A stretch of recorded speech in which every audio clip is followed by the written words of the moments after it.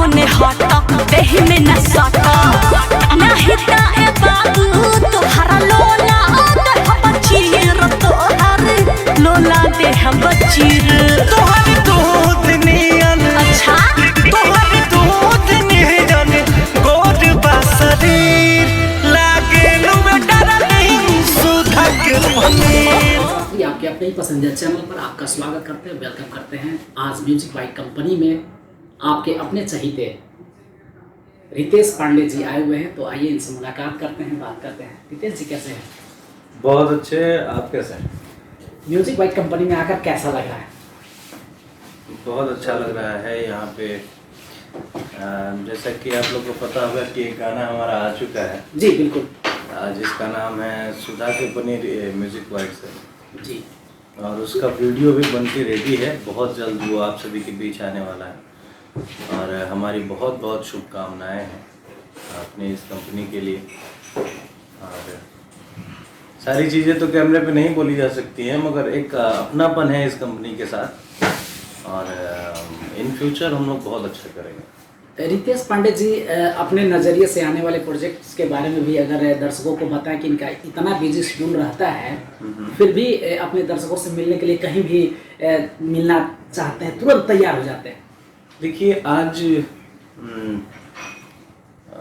एक बात बहुत सच है कि हम लोग इस जो दर्शकों का प्यार है इसके लिए बहुत मेहनत की है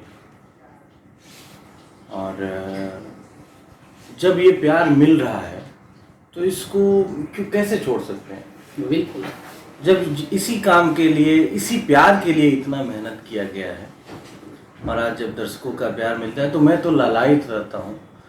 और ये दर्शकों का प्यार ऐसा है कि इससे कभी मन भरता नहीं। अच्छा, आप आदर्श किनको मानते हैं इस इंडस्ट्री में? देखिए, जब से मैं छोटा था तब से मैंने बहुत सारे गाने सुने, मनोज तिवारी जी का, भरत शर्मा जी का गाने सुनते थे, लेकिन हमारे दिल पे, दिमाग पे एक बहुत गहरा प्रभाव छोड़ा जो पवन भैया का गाना, बड़े भाई पवन सिंह जी का। और फिर उनको आदर्श मान के मैं आगे बढ़ा गायकी के क्षेत्र में और कोशिश करता था कि उनकी तरह हो। और फिर बाद में ऐसा समय आया कि वो खुद हमें शाबाशी दिए और बोले कि बहुत अच्छा कर रहे हैं। तो बहुत सारे लोगों से थोड़ा थोड़ा सीखते सीखते मैं आज भी सीखता हूँ। अब ऐसा नहीं है कि मैं बहुत कुछ सीख लिया हूँ, ऐसा कुछ नहीं है। मैं आज भी सीखने की कोशिश करता हूँ, जहाँ से मुझे कुछ अच्छी चीज़ें मिलती है मैं वहाँ से ले लेता हूँ और बस सीखने का ये क्रम जारी है। अच्छा, अगर बाय द वे पवन जी आपके आदर्श हैं तो उनके साथ एल्बम में अगर परफॉर्म करने का मौका मिले तो? कर चुके हैं।